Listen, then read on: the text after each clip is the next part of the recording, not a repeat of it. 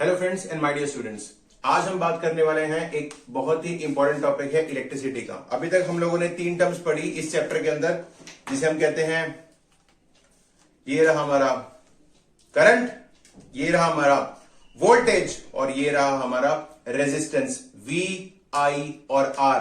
ये 3 चीजें हम लोग पढ़ चुके हैं इस चैप्टर के अंदर और हम लोग इन तीनों चीजों के फॉर्मूला भी डिराइव कर चुके हैं। तो जो पहला फॉर्मूला हमारे पास था वो था करंट का, तो I is equal to Q by T, मतलब current is equal to charge upon time. तो ये हमारे पास फॉर्मूला था। इसको मेजर करने के लिए जो डिवाइस यूज होती है उसे बोलते हैं हम लोग एमीटर, और इसके यूनिट है वो क्या है, एम्पियर्स। ये हो गया हमारा करंट। अब आती बात दूसरी चीज जिसके बारे में हम बात करें, जिसके कहते हैं हम लोग वोल्टेज यानी कि पोटेंशियल, और इसका फॉर्मूला है W अपॉन Q यानी कि वर्क अपॉन चार्ज, और इसका सिंबल V। इसको मेजर करने के लिए जो डिवाइस यूज होती है उसे बोलते हैं वोल्ट मीटर, और इसके जो यूनिट होते हैं वो क्या होते हैं, वोल्ट्स। और तीसरी चीज जो हमने लास्ट में पढ़ी वो थी रेजिस्टेंस। रेजिस्टेंस एक ऐसी चीज है जो बिल्कुल करंट के ऑपोजिट चलती है। करंट बढ़ेगा तो रेजिस्टेंस घटेगी, लेकिन अगर रेजिस्टेंस बढ़ा तो करंट ऑटोमेटिकली डाउन हो जाएगा। तो मतलब ये लगा लीजिए, करंट और voltage they are directly proportional, लेकिन current and resistance are inversely proportional, right. तो अब हमने बात करनी है आज रेजिस्टेंस के बारे में। लास्ट टॉपिक में हमने बात की थी इसके रेजिस्टेंस के बारे में। इसका यूनिट क्या होता है, ओम्स, और ये एक ऐसी एनर्जी है, एक ऐसी पावर है जो करंट को फ्लो करने से रोकती है, राइट। अगर हम बात करें कि आपको एक्चुअल लाइफ में अगर हम लोग कभी रिमोट कंट्रोल का पैनल या किसी वीडियो गेम की जो पुरानी कैसेट्स आती थी उनका अगर आप लोग पैनल खोल के देखें, ग्रीन कलर का पैनल होता है, उसके ऊपर आपने देखा होगा कुछ रेजिस्टेंसेस बने होते हैं। तो जो रेजिस्टेंसेस बने होते हैं उनका जो दिखती है वो जिस तरह से, वो ये देखिए आपके सामने मैं आपको एक्चुअल पिक्चर दिखा रहा हूं कि रेजिस्टेंस कैसी दिखाई देती है, किस तरह की दिखाई देती है। तो ये देखिए आपके सामने रेजिस्टेंस की फोटो, ये देख लिया हमने।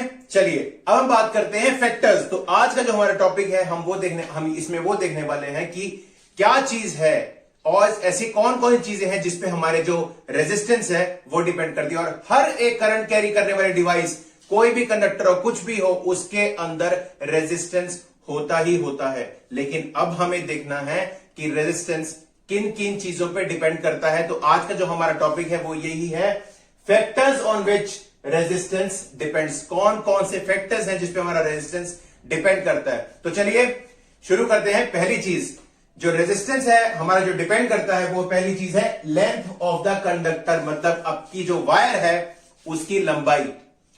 तो अगर इसके अंदर हम लोग बात करें रेजिस्टेंस की, तो जो रेजिस्टेंस है आपका, ये रेजिस्टेंस जिसे हम लोग सिंबल ऐसे रेड कलर से दिखा रहे हैं, तो रेजिस्टेंस एक ऐसी चीज है जो लेंथ पे डिपेंड करती है। जितनी ज्यादा लंबी आपकी वायर होगी, यानी कि जितना ज्यादा लंबा आपका कंडक्टर होगा, आपके वायर का रेजिस्टेंस भी उतना ही ज्यादा होगा। देखिए, the resistance R of the conductor is directly proportional to its length L, यानी कि जितनी लंबी तार या जितना लंबा कंडक्टर उतनी ज्यादा उसकी रेजिस्टेंस। तो R is directly proportional to L, जितनी ज्यादा लेंथ उतनी ज्यादा रेजिस्टेंस। अब ये देखिए आपके सामने मैं आपको वायर दिखा रहा हूं, ये रही है मेरे सामने एक ये वायर है। तो इस वायर का कुछ पर्टिकुलर रेजिस्टेंस होगा, ये तो आपको कंफर्म हो गया। लेकिन अगर मैं एक और ऐसी ही तार ले आऊं जिसकी लंबाई इस पहले वाली वायर से ज्यादा हो, तो अब बताइए इस वायर की या इस वायर की, कि इनमें से कौन सी वायर की जो रेजिस्टेंस है वो ज्यादा होगी। ये होगी हमारी वायर नंबर A, ये लेंथ, और ये दूसरी जो है वो होगी हमारी वायर नंबर B, उसकी इतनी ज्यादा लेंथ। तो सीधी सी बात है कि ये जो वायर है इसकी लेंथ ज्यादा है, तो इसका मतलब इस वायर का जो रेजिस्टेंस है वो पहले वाली वायर से क्या होगा, ज्यादा होगा। मोर लेंथ मोर रेजिस्टेंस। तो पहला जो फैक्टर है जिस पे रेजिस्टेंस डिपेंड करती है वो है आपके कंडक्टर की लेंथ। तो अगर आपका कंडक्टर ज्यादा लंबा है तो उसकी रेजिस्टेंस ऑटोमेटिकली ज्यादा हो जाएगी। ये थोड़ा पहली चीज। दूसरी चीज आती है एरिया ऑफ द कंडक्टर, यानी कि आपकी जो वायर है वो कितनी थिक है, कितनी मोटी है। The resistance R of the conductor is inversely, ध्यान रखिएगा यहां पे है इनवर्सली और यहां था directly, directly proportional to length, लेकिन यहां पे है inversely, inversely proportional to the area of cross section, यानी कि ए। आपकी जो रेजिस्टेंस है डायरेक्टली प्रोपोर्शनल टू है लेंथ के, लेकिन एरिया के इनवर्सली प्रोपोर्शनल है, तो are is proportional to 1/a। इसका मतलब ये लगा लीजिए, अगर आपकी वायर की या कि आपका कंडक्टर है, आपकी तार है, अगर वो मोटी ज्यादा है, ज्यादा थिक है, तो उसका रेजिस्टेंस उतना ही कम होगा। लेंथ बढ़ा दीजिए, रेजिस्टेंस बढ़ जाएगा, मोटाई बढ़ा दीजिए, एरिया बढ़ा दीजिए, तो ऑटोमेटिकली ये लगा लीजिए उसका रेजिस्टेंस अपने आप डाउन हो जाएगा। चलिए मैं आपको एक और दोबारा से चीज दिखाता हूं। ये चीज ये रही आपके पास एक वायर जो मैंने आपको दिखाई थी, इसकी कुछ लेंथ थी। अब इसका एरिया अगर आप लोग ध्यान से देखें तो ये काफी थिक है देखने में, राइट। लेकिन अगर मैं इसको एक और वायर के साथ कंपेयर करूं, ये देखिए ब्लैक कलर की वायर जो आपको दिखाई दे रही है मेरे हाथ के अंदर, तो ब्लैक कलर की वायर और ये ब्लू कलर की वायर, इन दोनों वायर में ज्यादा थिक कौन सी है? अगर आप लोग ध्यान से देखें तो ये जो ब्लू वाली वायर है ये ब्लैक से ज्यादा थिक है। तो इसका मतलब क्या हुआ? इस केस में आपकी जो ब्लू वाली वायर है इसके अंदर रेजिस्टेंस क्या होगा? इसके अंदर रेजिस्टेंस कम होगा। क्यों? क्योंकि ये जो वायर है ये इस ब्लैक वाली वायर से ज्यादा मोटी है, इसका एरिया ज्यादा है। तो इस बारे में ये ब्लू वाली वायर का जो रेजिस्टेंस है वो क्या होगा? कम होगा। तो लेंथ ज्यादा हो तो रेजिस्टेंस बढ़ जाता है, लेकिन अगर एरिया ज्यादा हो तो रेजिस्टेंस अपने आप डाउन हो जाता है। तो दो चीजें पढ़ ली, resistance is directly proportional to length and resistance is inversely proportional to area, right. अब आती है बात तीसरी चीज और last, nature of the material of the conductor. मतलब जो आपका कंडक्टर है, करंट कैरी करने वाली जो वायर है, वो किस मटेरियल की बनी है। अगर आपने कई बार तार को छील के देखा हो तो कई बार हमारे को दिखाई देती तार एल्यूमिनियम की, कई बार हमारे को तार दिखाई देती है कॉपर की, और कई बार हमारे को तार दिखाई देती है अंदर से सिल्वर की। तो यानी कि ये लगा लीजिए वायर बनाने के लिए जो अंदर इंटरनल मटेरियल होता है वो बहुत अलग अलग होता है। जो मेरे पास इस समय एग्जाम्पल मौजूद है वायर का, उसमें अगर आपको दिखाऊं तो ये वायर का ध्यान से देखिए, ये वायर कॉपर की बनी हुई है। इसमें जो ब्राउन पार्ट है, शाइनिंग ब्राउन कलर दिखाई दे रहा है आपको, ये है कॉपर। तो ये है तीसरी चीज, मटेरियल। तो तीसरी चीज है रेजिस्टेंस। तो resistance also depends on the material that is being used, either it is copper और इट इज सिल्वर और इट इज एल्यूमिनियम। लेकिन हर एक मटेरियल की अपनी अपनी खुद की रेजिस्टेंस होती है। तो उस रेजिस्टेंस को बोला जाता है स्पेसिफिक रेजिस्टेंस या फिर रेजिस्टिविटी, और वो रेजिस्टिविटी डिपेंड करती है आपका मटेरियल क्या है। उस तार को बनाने के लिए आपने अंदर जो इनर उसका मटेरियल है वो किस चीज का बना हुआ है।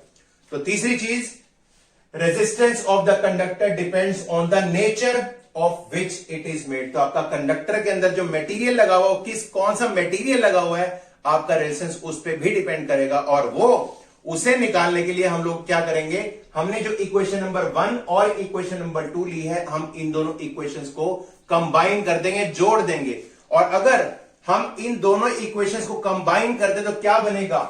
R is proportional to L and inversely proportional to A। तो R is proportional to L upon A।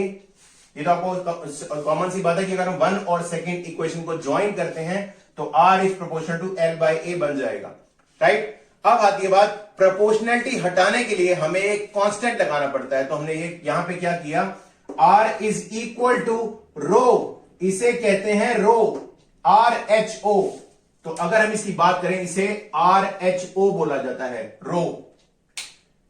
R is equal to rho L by A। तो अब ये रो क्या है? रो हमने एक कांस्टेंट लगाया जो प्रोपोर्शनैलिटी हटाने के लिए था, और उस कांस्टेंट को हम लोग क्या बोलते हैं? स्पेसिफिक रेजिस्टेंस या फिर रेजिस्टिविटी। इसका मतलब ये लगा लीजिए, स्पेसिफिक रेजिस्टेंस मतलब आपके कंडक्टर के मटेरियल के ऊपर डिपेंड करती है, यानी कि nature of the material of the conductor. तो अगर आप लोगों ने ये कॉपर की वायर यूज की है तो इसकी रेजिस्टिविटी या स्पेसिफिक रेजिस्टेंस अलग होगा, लेकिन अगर इसी तार के अंदर आप लोग सिल्वर यूज करते हैं तो उसकी रेजिस्टिविटी अलग होगी। और अगर इसी वायर के अंदर आप लोग एल्यूमिनियम यूज करते हैं, जो मटेरियल है अंदर वाला, तो उसकी रेजिस्टिविटी अलग होगी। तो अलग अलग वायर्स की रेजिस्टिविटी यानी कि स्पेसिफिक रेजिस्टेंस अलग अलग होती है। तो अगर हम लोग इन तीन चीजों को कंबाइन करें तो जो हमारा मटेरियल, हमारा जो रेजिस्टेंस है वो निकल के आएगा हमारे सामने। तो अगर हमें मैथमेटिकल इक्वेशन डिराइव करनी हो या हमें बताना हो कि रेजिस्टेंस किन किन चीजों पर डिपेंड करता है, तो ये हमारे सामने फॉर्मूला है। तो R is directly proportional to L, R is directly proportional to 1/A, और इन दोनों कंबाइन करें तो R is proportional to L/A। लेकिन प्रोपोर्शनलिटी हटाना बहुत जरूरी है, और जब प्रोपोर्शनलिटी हटाएंगे तो हमारे पास क्या सिंबल आएगा, रो का। रो इज कॉल्ड स्पेसिफिक रेजिस्टेंस और रेजिस्टिविटी। तो रो L/A, तो RHO रो बोलेंगे और इसे बोलेंगे स्पेसिफिक रेजिस्टेंस। और ये जो रो है ये डिपेंड करती है किसके ऊपर, नेचर ऑफ द मटेरियल। तो ये तीन चीजें हैं जिसपे आपका जो है रेजिस्टेंस डिपेंड करता है। अभी इसके बाद ये टॉपिक हमारा कवर हो गया है, तीनों चीजें होगी, इक्वेशन आपके सामने है। अब इसके बाद हम लोग एक या दो न्यूमेरिकल्स करेंगे और इन न्यूमेरिकल्स के थ्रू आपको एग्जैक्टली समझ में आ जाएगा कि जो रो है ये चीज वो किस तरह से आपके रेजिस्टेंस के ऊपर किस तरह से डिपेंड करती है, राइट। तो अभी हम लोग न्यूमेरिकल्स करते हैं और उससे फिर आपको फर्दर ये रेजिस्टेंस वाला फैक्टर्स जो है वो सारे क्लियर हो जाएंगे, right. So let's start with the numericals. तो चलिए फ्रेंड्स शुरू करते हैं न्यूमेरिकल पार्ट। अभी हमने पढ़ा था फॉर्मूला जो हमारे पास था रेजिस्टिविटी का, वो था R is equal to rho L/A। ये था हमारे पास फॉर्मूला। तो इस फॉर्मूला को यूज करके हम किस तरह से न्यूमेरिकल को सॉल्व कर सकते हैं, चलिए देखते हैं। अब देखिए न्यूमेरिकल क्या है हमारे पास, resistance of a metal wire of length 2 metres. और मैं पहले बता चुका हूं आपको कि फिजिक्स में जब भी आपको न्यूमेरिकल सॉल्व करने हैं तो जो वैल्यू दी गई है उसे साथ साथ लिखते रहिए। तो लेंथ हमें दी हुई है 2 मीटर्स, तो L is equal to 2 metres is 30 ohm, और जो रेजिस्टेंस दिया गया है वो है 30 ohms. If the diameter of the wire is 0.66 millimetre, तो डायमीटर जो दिया है वो है 0.66 मिलीमीटर। तो अगर हम लोग रेडियस की बात करें, R की बात करें, तो रेडियस हो जाता है 0.3 mm। लेकिन अब हम लोग जो न्यूमेरिकल सॉल्व करेंगे उसमें हमें मिलीमीटर नहीं, उसमें हमें मीटर चाहिए, जो ऐसा यूनिट होता है। अगर बात करें मिलीमीटर को मीटर में कन्वर्ट करने की, तो हमें यह पता है कि 10 मिलीमीटर के अंदर 1 सेंटीमीटर और 100 सेंटीमीटर के अंदर 1 मीटर होता है। तो ये लगा लीजिए, अगर हम लोग इन सभी चीजों को कंसीडर करें तो जो रेडियस निकल के आएगी वो आएगी 3 इंटू 10⁻⁻⁴ मीटर्स। ये रहेगी हमारी रेडियस। अब आप बात करें तो रेडियस की जरूरत क्या है, रेडियस का जरूरत है हमें अगर एरिया निकालने के लिए कहा गया है, एरिया भी निकालना पड़ेगा। तो the diameter of the wire is 0.6 millimetre, then what will be the resistivity of the metal. तो यानी कि आपको इसमें क्या निकालना है, इसमें आपको रो निकालना है, रेजिस्टिविटी निकालनी है। तो अब ये रेजिस्टिविटी हम लोग किस तरह से निकालेंगे, कैसे कैलकुलेट करेंगे, चलिए देखते हैं। तो हमें फॉर्मूला दिया गया R is equal to rho L/A। तो चलिए अब वैल्यूज पुट करते हैं इस फॉर्मूला के अंदर। अगर हमें ये फॉर्मूला दिया हुआ है R is equal to rho L/A, तो हमें किस तरह से इसके अंदर वैल्यूज पुट करनी है और कैसे कैसे हमारा फॉर्मूला आएगा। तो सबसे पहले हमें इसके लिए A निकालना पड़ेगा, एरिया। और अगर हम लोग वायर की बात करें तो हम लोग एरिया लेते हैं सर्कल का, जिसे हम बोलते हैं πr²। तो जो एरिया रहेगा वो रहेगा πr²। और हम लोग यहां पे वैल्यू जो पाई की लेंगे वो लेंगे 22/7 नहीं लेंगे, क्या लेंगे 3.14, ताकि हमारे लिए कैलकुलेशन थोड़ी ज्यादा आसान हो जाए। तो 3.14 इंटू R²। अब R² क्या है, 3 इंटू 3। चलिए इसको थोड़ा सिंप्लीफाई कर लेते हैं। 3 इंटू 3 इंटू 10⁻⁻⁴ है, लेकिन हमें इसका भी स्क्वायर करना पड़ेगा। तो इस अगर वैल्यू हम पूरा लिखते हैं तो 3.14 इंटू 3 इंटू 10⁻⁻⁴ का होल स्क्वायर, ये हमारा एरिया रहेगा A, जो हमें लिखना है इस फॉर्मूला के अंदर। तो अभी हमें निकालने के लिए क्या क्या है, हमें रो चाहिए। तो अगर हम लोग फॉर्मूला लगाएं तो R is equal to rho L/A। तो रो निकालने के लिए हमें क्या करना पड़ेगा, rho is equal to R into A/L। ये A जाएगा R के पास और ये L आएगा नीचे। तो ये लगा लीजिए R इंटू A/L। तो निकालने लगाएंगे तो हमें रो मिल जाएगा हमारा, राइट। तो अब हम लोग इनकी वैल्यूज पुट करते हैं और देखते हैं किस तरह से आंसर आता है। चलिए, rho is equal to R, R की वैल्यू कितनी दी हुई है मैं यहां पे 30, तो लेट बी 30 इंटू ए। अब थोड़ा ध्यान रखना है कि हमें ए की वैल्यू निकालनी, तो ए की वैल्यू हमें ये दी हुई है 3.14 मल्टीप्लाइड बाय 3 इंटू 10⁻⁻4 का होल स्क्वायर। तो पहले हम लोग 3 का होल स्क्वायर करते हैं, तो 3 का होल स्क्वायर क्या रहेगा 9 इंटू 10⁻⁻4। तो जब हम 10⁻⁻4 इंटू 10⁻⁻4 करेंगे तो जो पावर्स होती हैं वो एड अप हो जाती हैं, तो ये बनेगा 10⁻⁻8 -4 और -4 -8, तो 3 इंटू 3 9 ये हो गया। अब अपॉन एल, लेंथ की बात करें तो लेंथ हमारे पास कितनी है 2 मीटर्स, तो ये रहा हमारी ये वैल्यूज पुट हो गई। अब हमें इसे कैलकुलेट करना है, तो थोड़ा सिंप्लीफाई करें। तो 3.14 के अंदर अगर हम डेसिमल हटाते हैं तो नीचे हमें इसके लिए 100 लगाना पड़ेगा, राइट। ये रिमूव हो गया, हमारा 100 पार्ट हो गया। लेकिन इसमें अगर बात करें सबसे पहली बात कि अगर ये 100 ऊपर चला जाए ये, तो 10⁻⁻8 की क्या बन जाएगा ये 10⁻⁻10, और हमें अब उस चीज को थोड़ा सॉल्व करना है, थोड़ा सिंप्लीफाई करना है। तो चलिए देखते हैं कि इसको आगे कैसे कंटिन्यू करेंगे हम लोग।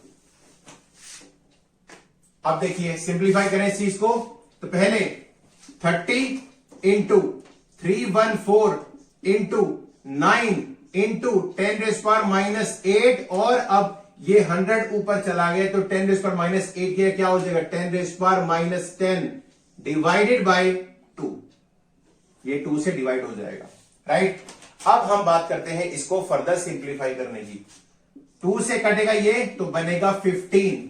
अब आती है बात 314 को 15 से और उसके बाद उसको 9 से मल्टीप्लाई करें तो हमारा क्या आंसर आता है। तो चलिए कैलकुलेशन करके देखते हैं क्या आंसर आता है। तो सबसे पहले 314 को 15 से मल्टीप्लाई करके देखते हैं।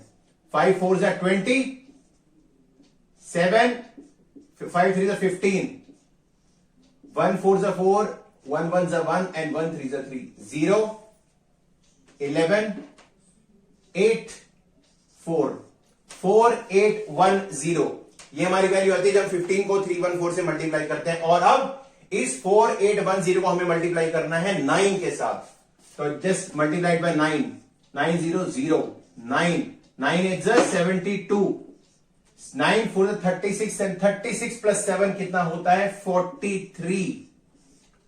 तो ये हमारी वैल्यू आएगी, answer will be 43290 into 10⁻⁻10 ohm metre. This is the value of your resistivity और you can say specific resistance. अगर आपको इस वैल्यू को थोड़ा और सिंप्लीफाई करना है तो हम लोग 3 या 4 डेसिमल पीछे चले जाते हैं। तो हम लोग यहां पे 43290 की जगह हम लिख लेंगे 4.32, 1 2 3 4 डेसिमल पीछे आ गए, तो यहां पे रहेगा 10⁻⁻6 ओम मीटर। तो ये रही आपकी स्पेसिफिक रेजिस्टेंस की वैल्यू। एग्जाम में अगर ये वैल्यू भी लिखाएंगे तो भी not at all a problem. तो रेजिस्टिविटी की बात करें, स्पेसिफिक रेजिस्टेंस की बात करें, रो की बात करें, तो उसका जो यूनिट होता है वो होता है ओम मीटर, रेजिस्टेंस एंड लेंथ। तो यहां पे हमारा स्पेसिफिक रेजिस्टेंस जो इस वायर का रहेगा जिसकी डायमीटर 0.6 मिलीमीटर थी, उस वायर की जो स्पेसिफिक रेजिस्टेंस है वो ये रहेगी 4.32 इंटू 10⁻⁻6 ओम मीटर। तो ये रहा हमारा रेजिस्टिविटी के रिगार्डिंग हमने जो न्यूमेरिकल सॉल्व करना था। आई होप आप लोगों को रेजिस्टिविटी का कंसेप्ट, फैक्टर्स जो है रेजिस्टेंस पे डिपेंड करते हैं, और तीसरी चीज का numerical part I think clear हो गया होगा। तो इसके रिगार्डिंग आपको कोई भी प्रॉब्लम हो, न्यूमेरिकल के रिगार्डिंग, डेरिवेशन के रिगार्डिंग, फैक्टर्स के regarding, so please send me in comment section, और उसके बाद हम लोग उस चीज को भी कवर अप कर लेंगे। तो आगे आने वाले टॉपिक्स में हम लोग फर्दर इस चैप्टर को फर्दर डिस्कवर करेंगे, फर्दर हम लोग इसमें रेजिस्टेंस के बारे में और काफी चीजें सीखेंगे, राइट। तो अभी के लिए मेरे ख्याल से इतना टॉपिक आपके लिए काफी होगा। फैक्टर्स हमने पढ़ लिए, रेजिस्टिविटी पढ़ ली, और उससे रिलेटेड हमने न्यूमेरिकल भी कर लिया। तो आई होप ये सब कुछ क्लियर हो गया होगा आपको, right. So thank you very much and happy Diwali.